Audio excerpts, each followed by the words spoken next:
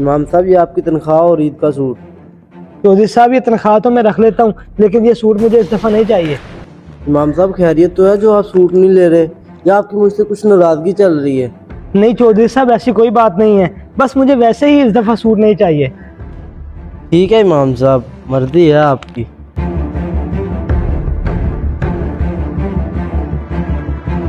आखिर क्या वजह बनी होगी जो इस साल इमाम साहब ने सूट नहीं लिया?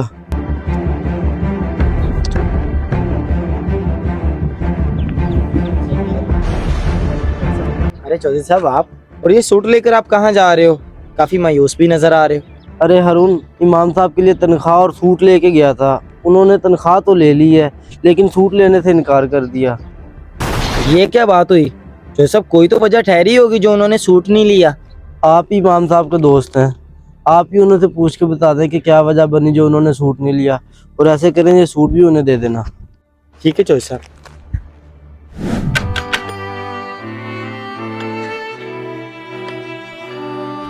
जी अंकल। बेटा इमाम साहब घर में है? जी अंकल घर ही है, मैं भी बुलाता हूँ।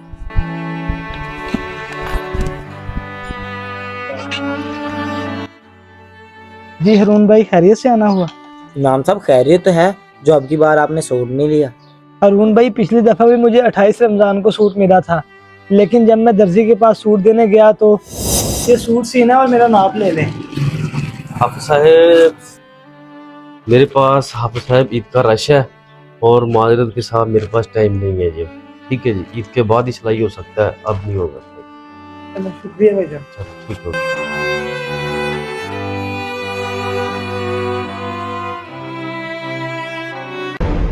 मौलवी साहब, अगर ईद के दिन सूट पहनना हो ना तो बंदा थोड़ा जल्दी आ जाए। 28वें रोजे मुंह उठा के आप सूट लेके आ जाते हो।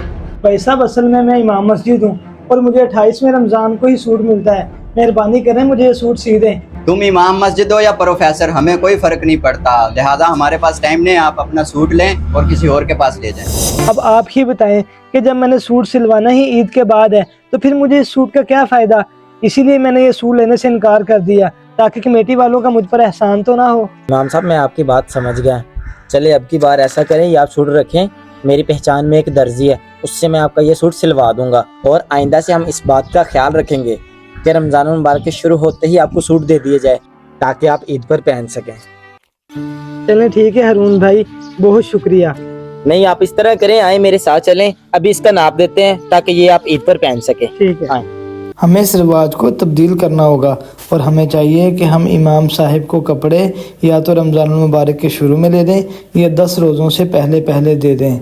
अगर आपको हमारा ये मैसेज पसंद आया तो इसको सदका जारिया समझकर शेयर करें। शुक्रिया।